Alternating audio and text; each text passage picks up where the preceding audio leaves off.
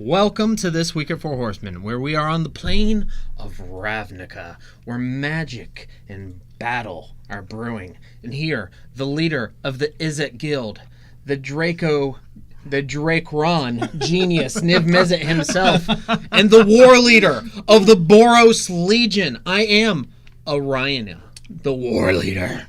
It's very nice. Yes. Not my best, not my worst. The plane of Ravnica. The plane of Ravnica. I'd like to take a train of Ravnica. Hey-o. I'd like to take the plane of Ravnica if... Never mind. That was too bad. All right, never mind. Let's move on. Moving on. What is This Week of Four Horsemen? This Week of Four Horsemen, guys, if you don't know already, this is our weekly show. We're going to talk about some event sales promotions and other nerdy topics. Yes, and we're continuing our giveaway from last week. We had a caption contest, which we're just going to keep going another week. Caption this.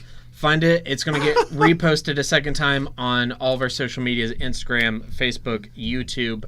We're going to have a $25 gift card going to the winner. We're going to pick that live on next week's episode.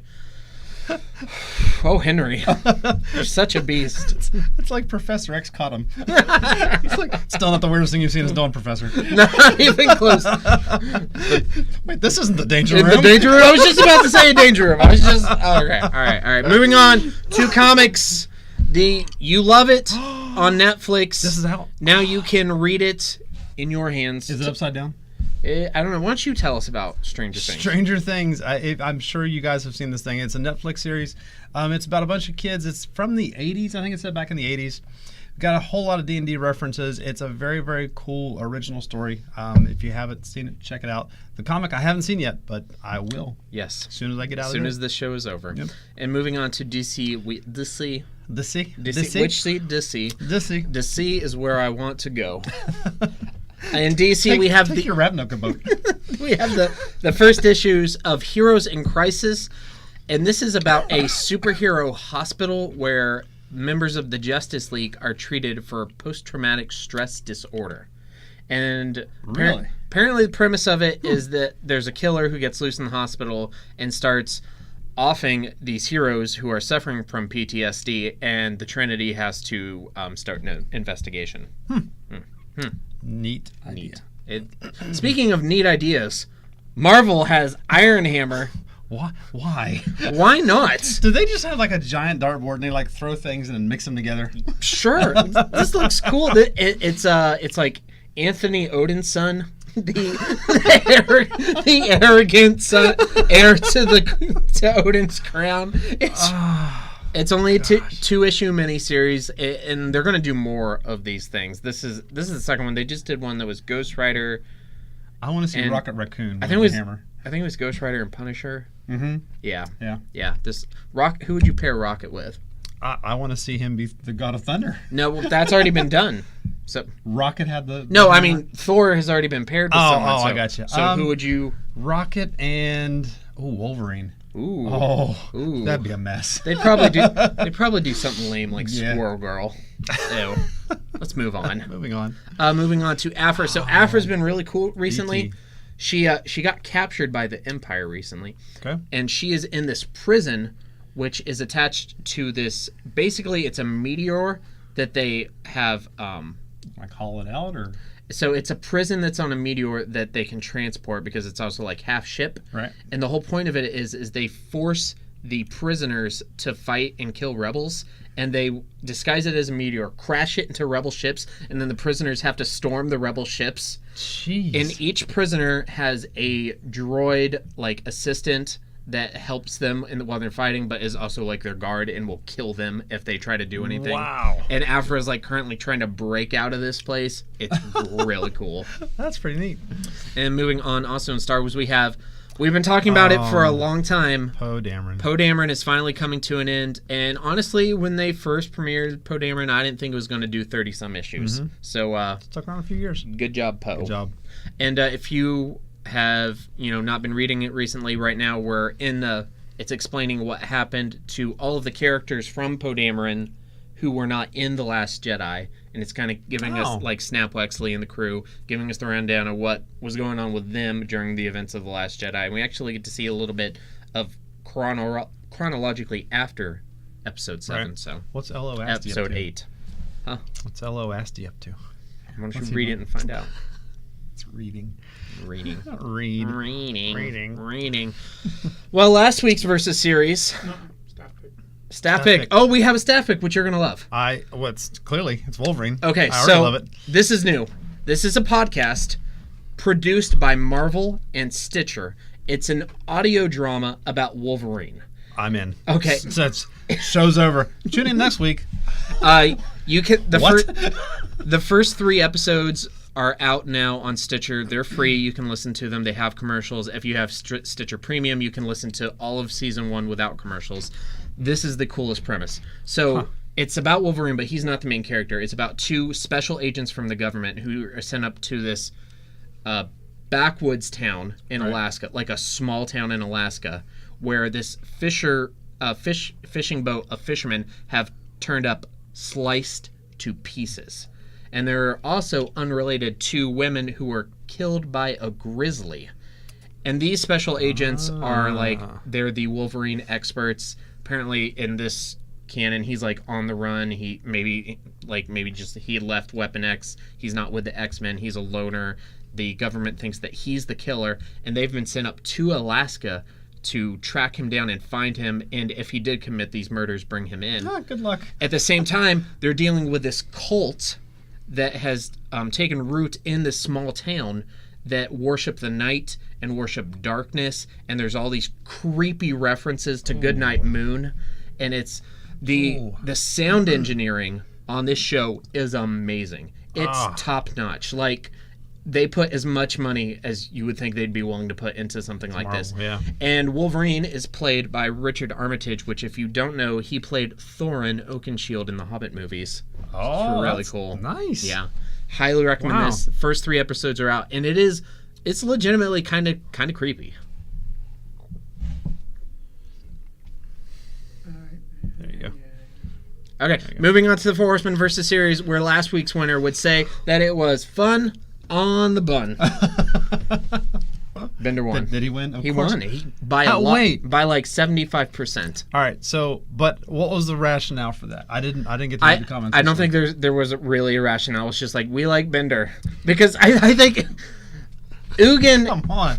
Yeah, Ugin in the magic squish. In the magic canon, he's one of the, if not the, aside from maybe Nicol Bolas, the most powerful beings. Yeah, he's a god. He can walk between worlds. He can manipulate time. He's an all-powerful wizard. Bender That's can? true, That's but true. only with the special code. On Fry's Three, ass. 1, 1, 2, 2. But I mean, he's Bender. I mean, yeah. But Bender actually met God. He did. That's also true. Well, but he met a being. Nicol Bolas is God. He is a god. Well, yeah. Splitting hairs. All right. Who won our comment contest, Ron? Comment contest. Paul Mills got it this time. Bender is colorless. It's true. It's true. It's true. She's just shiny. Yeah. He's very shiny. Bite my shiny metal ass. Bite my shiny colorless ass. All right. Moving on to this week, we have Dream from the Sandman comics versus Inuyasha from the anime and manga of the same name. We're gonna fight, aren't we? No, I mean, I'm a big fan of Inuyasha. I love most things from Miko Takahashi, but I loved him in Luigi's Castle. That's Haunted Mansion, or Luigi's Mansion. But I think Dream is just one of those overpowered comic characters. I can try and make an argument here. All right. What do you got? Maybe Dream will just be overwhelmed by his cuteness. He'll just be like, I just want to scratch him on the ear, and then he'll lull him into a false sense of comfort, and then Inuyasha will cut his head off. That's kind of what I think would happen. Just remember, he's one of the endless. Yeah, He's always there. I expect Dream to go far in this competition. Yeah. Unless he may. I think in round 3, I'm assuming he wins this. Round 3, he'll probably face Rick and Morty. He may lose there. Oh, who's Kagami's cooking? Kagome. Or by Kagome's cooking? Yeah, that's probably not going to happen. All right. Yeah. All right, we're moving on to events. And we have a calendar image coming up of all of this week's events. Dude, of course, that is a full calendar. Yes, that is a lot of things that are going on this week. namely the Magic Guilds of Ravnica pre-release. Yes, Friday, Saturday, Sunday. Yes, but we're going to talk about that more. But first, we have a cool HeroClix event that Ron's going to tell us about. HeroClix, we got a Justice League Odyssey event. Entry fee is going to be $5, 1,000-point build total Golden Age format, and it is a cosmic-themed teams-only event. And this is celebrating the release of another new comic that's coming out this week, Justice League Odyssey, which is on the shelves for you to buy tomorrow at 10 a.m. It has to do with some of our Justice League characters who are going out on a deep space mission. I'll let you check it out on your own, but that's definitely cool. And we also, we told you about this last week, we want to reiterate that we have Final Fantasy trading card game every Thursday at 6 p.m. now. Make sure to join the Facebook group. That's facebook.com/group/MorgantownFFFTCG. I'm going to throw a curveball at you because it's not on our Facebook page yet. It should have been, but I forgot to do it today. X-Wing. We are starting up X-Wing flights again on Thursday nights as well. So grab your ships. Come out and play some X-Wing 2.0. Thursday nights for Horsemen, you already have Commander, which has been a thing for a while. Now you've got Final Fantasy, the revival of X-Wing. Yep. Why would you spend your Thursday night anywhere else? Yeah, where else can you go? Yeah. Watching TV. TV. I don't know. All right, so and then we are super excited to tell you about this thing that is not happening. That's not it. Next. You see nothing. Pay no attention to the event behind the curtain. That's coming another time, another day, another place. Not this Sunday. Another world. Definitely not this Sunday. But this, however, that's a thing. Magic the Gathering, Guilds of Ravnica pre-release. Ravnica, possibly the most idolized plane in the Magic Omniverse. We are finally returning there for 3 new sets, and you can play with these cards first this weekend. We have great events. We have the midnight pre-release, which will be after F&M starting at 12:15 a.m. Then on Saturday and Sunday, we have events going on at both noon and 6 p.m., $25 to play. We have a special promotion where you can play in events and get Guilds of Ravnica boxes for cheaper, which Ron is going to tell you about. So if you play in an event, if you come to the midnight event, you're going to be able to get boxes for $85. $85? Are you even making money at that point? Not a penny. Not really. No. No. Any other event, when you play in any event, you're going to get them for $90. So it doesn't matter what event you come. Take advantage of that, because that's basically Ron taking someone else's money, sticking it in his pocket, and then taking it out of his pocket and giving it back to you. So take advantage of that for sure. She's wearing a tree. Vraska? Yeah, that's Vraska. That's Vraska. No, in the center? In the center, no, that's the Selesnya lady. Yeah. I don't know what her name is. Tristani. Oh. So we've got Ralzeric on the left there. Right. Then Aurelia, or Orinia. She's the Boros leader, and then Tristani's the Selesnya leader. Vraska's the new Golgari leader since she struck a deal with Nicole Bolas. I'm liking her. And that's the Demir guy who's new, and I don't remember his name. He's got a Bluetooth phone. He does. Doesn't it kind of look like he has a third arm behind his back? Yeah, it kind of does. I don't know. That's like the Olivia. Like Olivia Voldaren, where she has like a third leg. Ew. All right, moving on. Tell us about one of Ron's, if not Ron's, favorite event of the year. Oh, I love this thing. Zombie Walk is a yearly event. It is this October 27th. All the event is going to be on the Facebook page. We're working with Morgantown Public Library. So come out, get zombified, and come do some walking. Have you ever been to one of these? I've not been to a single one. It is a lot I of have fun. promoted them for years. Halloween is the worst time for me to do anything, because the kids and my birthday, and it's the worst. And this year is probably going to be worse than normal. This weekend, the 27th, it's going to be a big weekend. And that's all I'm saying about that. It's going to be a very big weekend. All right.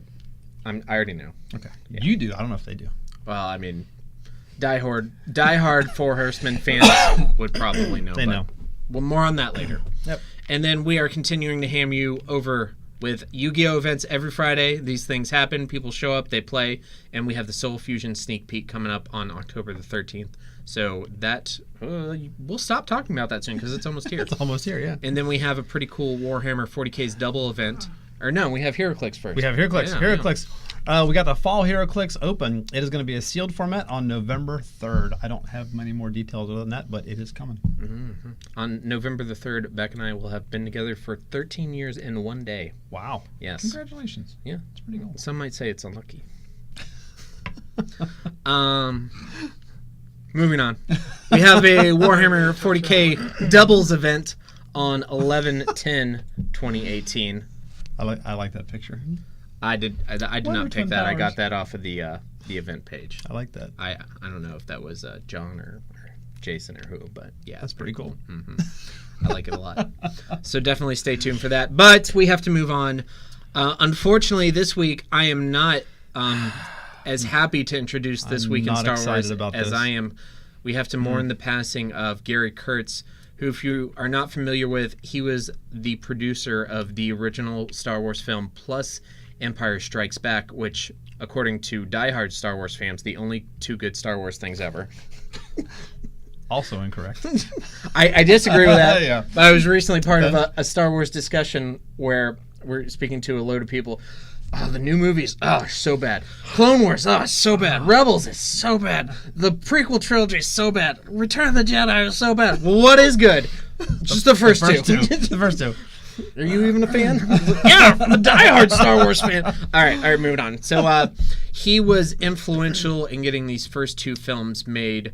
There was a lot of creative juice behind the scenes there, and he's not one of the people who's usually not one of the names that is usually He doesn't thrown take the out there. spotlight a lot. No, unlike George Lucas or Lawrence Kasdan. Right. And also, he was also responsible for producing American Graffiti, Yep. Right before Star Wars. The Return of Oz, and The Dark Crystal. One of your favorite movies. Yes, which we will be talking about At length. Yeah, at length soon. So we just wanted to give a shout out to him, and our thoughts for his family, and it's a sad day. Or Sunday was a sad day for Star Wars fans across the world. Yep. He will be missed. Absolutely. And also, happy birthday, Mark Hamill. Yes. Today, right? Yes. Today's his birthday. And I know you're watching, Mark. So if you're interested in a spotlight, guest shoot, you could host. If you need some publicity, You could write. we could probably get him a guest spot here. Right? We could get him a guest spot. We'll put in a good word for you, Mark. We could probably get a hotel, get you some McDonald's coupons, feed you, fly you in. Fly? Maybe a bus. I would chip in if he wanted to come, and we had to pay to fly him in. Who do I make the check out to? We're going to dinner. Only if he does the voice of the Joker. Oh yes, Yes. Yes. The whole night. The whole time. And moving on, we are combining This Week in Movies with a top 10. So I'm going to do a top 10 this week. Okay. You're going to do it next week. Yep. Maybe we can get Lewis or Alex to do theirs the following week. Yeah. So this is the top 10 movies that scared me silly. Clarifying, this is not the top 10 greatest horror movies. This is not my top 10 favorite horror movies. This is just what made the biggest impact. These are movies that scared me or had a scary impression. Right. My top 10 favorite horror movies would look very, very different. Right. And I'm starting off number 10 here with Jurassic Park. Now, this one actually did not scare me. Okay. But there's a story here that I have never been able to live down. I like where this is going. About 4 or 5 years ago, I think it was 5 years ago, it was in theaters for the 20th anniversary. Yep. Went and saw it. It was a late showing. It was like 10 o'clock, and it was here at the mall. And so it didn't start till like 10:30. And it was at the latter end of the movie where Laura Dern is in the compound, and the scene where the raptor jumps out from behind the cables and like grabs her. Yeah. I had stayed up all of the night before, so I was on no sleep, and I was like on my third monster or something unhealthy. So you're in a haze. I'm in a haze. Doesn't matter how I've seen this movie 40 times. Doesn't matter. That raptor jumped out, and I went 2 feet up in my seat, and have never lived it down. Never. Ryan's terrified of raptors. I'm not. But I just had to shout that rumor. Yeah, sure. Mm-hmm. But yeah, you like Donnie. Maybe is that why you don't like Donnie? I hate Donnie. That might explain it. He's I a think jerk. we're getting somewhere. Mm-hmm. We'll pick up this session next week. Okay, sure. And number 9, Children of the Corn. I think it's just one of the scariest premises that's ever been created. A town where the children, murder all the adults. Mm-hmm. I mean, it's like the same kind of fear that in colonial America that white plantation owners had, that their slaves were going to rise up and kill them in their sleeps. Oh, yeah. My children could murder me in my sleep. And what could I do to stop it? Nothing. I trust them implicitly. If my daughter wanted to get up at 2 in the morning, counting on, and slit my throat, what would stop her? Nothing. Exactly. Your throat would stop it. And just this movie just creeps me out. Oh, don't do that. God. Oh. That's number 8. Number 8. Changeling. I don't know that I remember this one. You haven't seen Angelina Jolie and John Malkovich. This is Angelina Jolie's best movie, hands down. Have you seen Tomb Raider? This is Angelina Jolie's best movie, hands down. This is based on a true story. It's like a drama thriller where she's a single mom. She comes home from work one day, and her son has disappeared. And nobody believes her. Yes. Is that the one? Okay. Mm-hmm. Yeah. And that is kind of creepy. It's the worst. It's every parent's worst nightmare, aside from their kids killing them in their sleep. But this is based on a true story, and it's her trying to find her child. And spoiler alert! In the end, she finds the guy who had her kid and finds out that he murdered him. And like the last scene is her at that guy's execution. Oh. And it is so intense and so scary. And I saw it before I was a parent, and then watching it as a parent, oh my god, it's the absolute worst. I can't do except for one other movie that's a little higher on the list, and I think you probably know. Oh yeah, I know. I know what's coming. I think I know it's a 1. I'm pretty sure. If you don't know it's at 1, we're done. It's you and Lewis next week. We're all done here. Number 7. Inferno. Is that like the religious thing? He was like a priest or something? No. No? Okay, so this is actually more referencing the book, because I wanted to include this because, the movie has all the same themes, but it's really the book that really scared me. This is Dan Brown, Da Vinci Code fame. Right. This is his fourth Robert Langdon, the Tom Hanks character. Right. And it's about the main... No, it's 4th. It is? It's the 3rd movie. It's the 3rd movie. They didn't make a movie out from the last symbol, a lost symbol. So it's all about overpopulation and how we are as a species are multiplying our population to an infinite number, and how we're going to use up the Earth's resources within our children's timeline. I hear Thanos has a plan for that. Yeah, he does. That he does. Thanos would love this book. He would. And there are very few books and movies that you can say change the way that you view the world. And for me, this was one of them.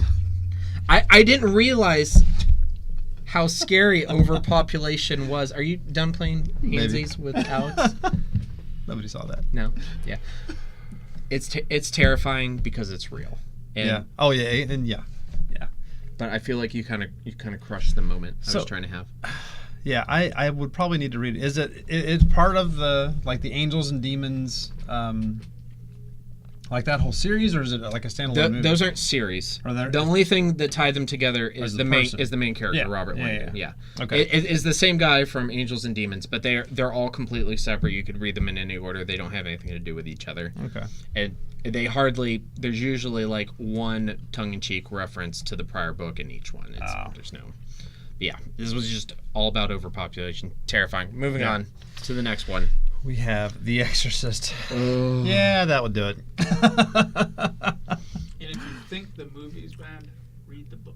I don't know. I don't know. I don't think I could read the book. I'm not a religious person. Mm-hmm. You know that. But it's still terrifying because there's always that thought in the back of your mind of, what if I'm wrong? What if it really happened? What if I'm wrong? What if that's a thing? I know. And I probably watched this movie way too young. Oh. It's like, oh. See, I remember as a kid, my parents talking about this and my aunts, because they went to see it in the theater, and I'm like, that sounds awesome. I want to go see it. And they're like, absolutely not. You will never see this movie. And through the miracle of technology, I've seen it many times. Reagan! One of the most iconic movie posters of all time. one of the most iconic scores of all time. Oh yeah. Maybe like my favorite movie score that wasn't done by John Williams. So that puts it at like 26th.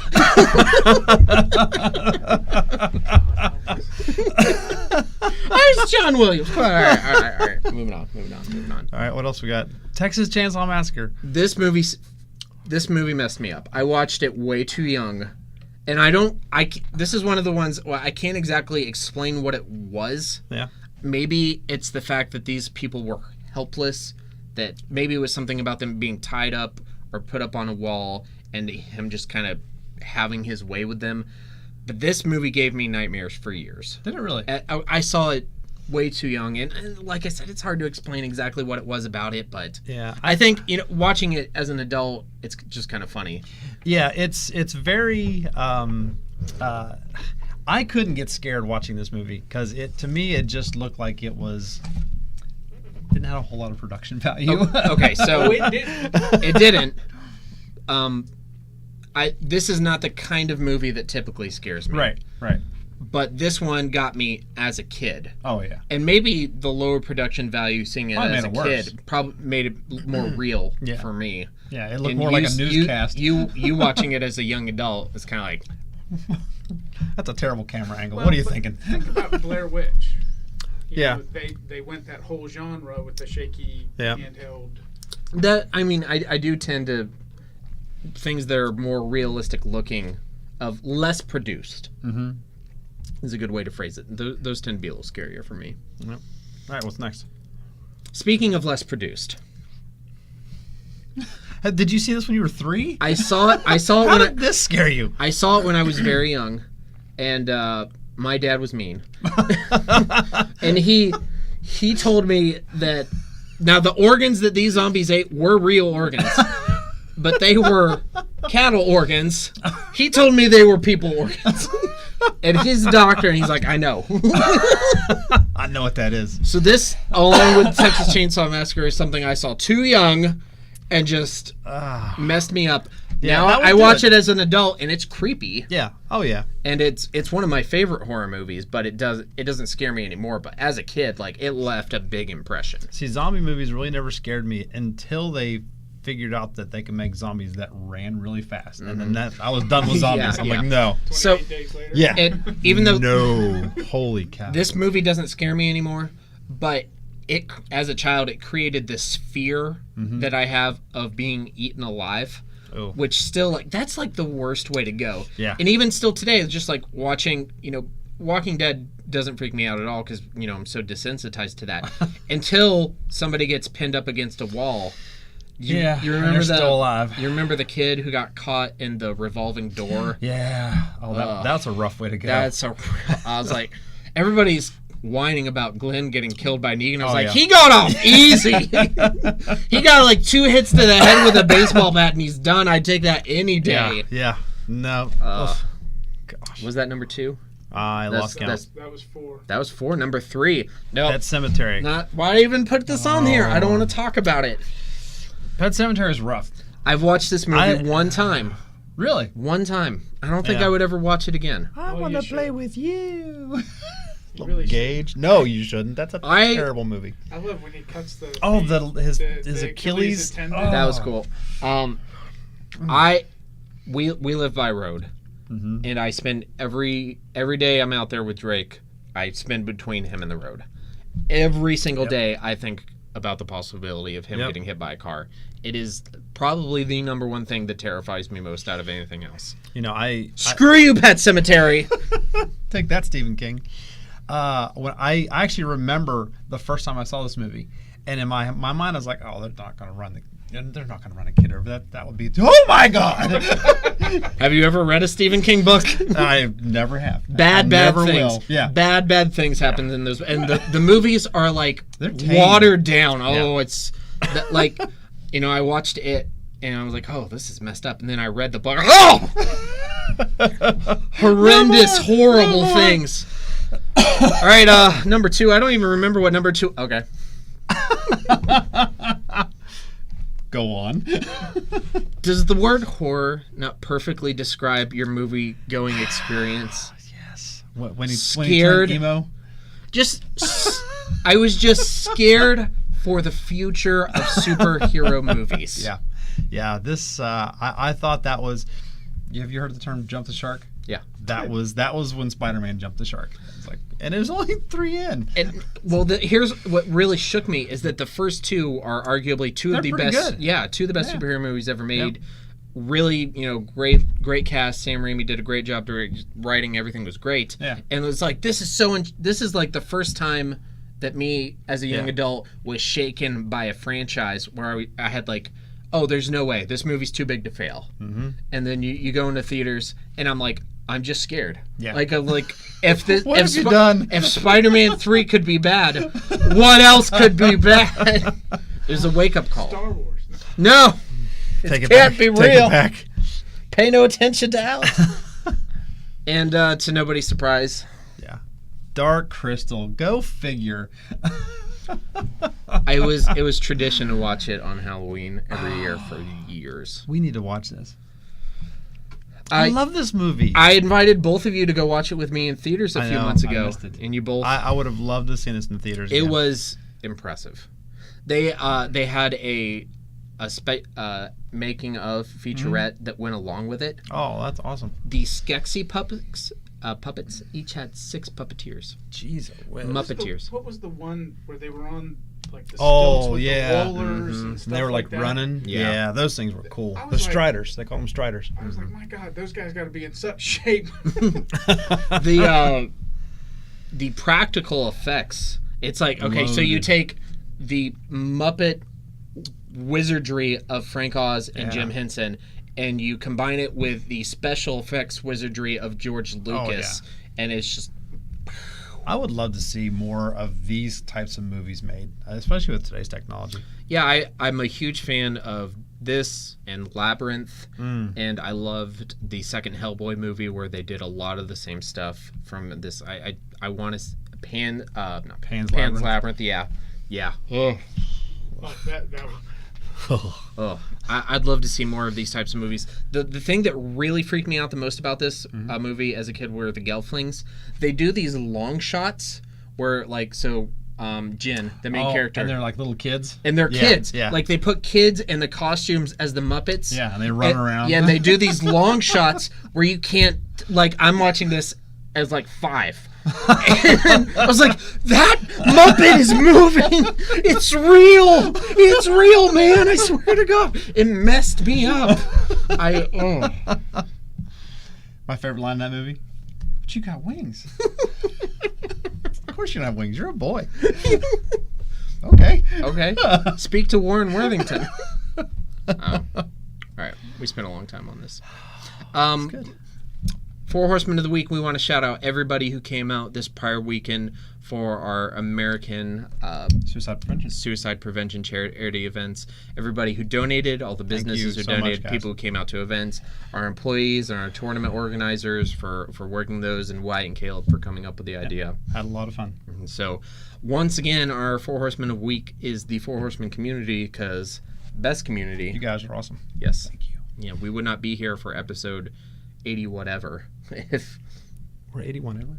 It's like 84. Yeah, something like that. All right, we're going long. We got a sale. What's our sale? What's our sale? We have a sale. No. Did you know? Yeah, we have a sale. We got a sale. Buy one, get one off, half off. Trade paperbacks. Trade paperback. Yeah, buy one, get one half off. We got a lot of trade paperbacks. Yes, we do. Come in. I buy like 2 weeks, so somebody else help out. Yeah. Come on, I can't buy all of them. I'm trying. Herd. I am, for sure. All right, moving on to our social medias. Please like us at facebook.com/4horsemencomics. Follow us on Instagram at 4horsemencomics. Watch all of our YouTube content at youtube.com/c/4horsemencomics gaming. Follow us on Twitter at 4horsemencomics. Watch all of our streaming content at twitch.tv/4horsemencomics.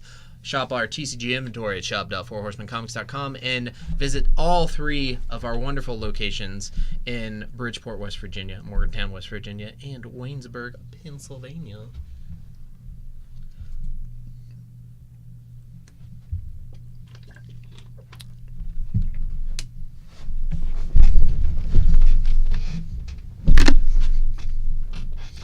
Hey, what's up?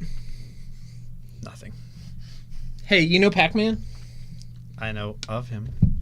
Well, Pac-Man was originally called Puck-Man, and they changed it because not because Pac-Man looks like a hockey puck. Paku Paku means flap your mouth, and they were worried people would scratch out the P and turn it into an F. Like, Yeah, that's amazing.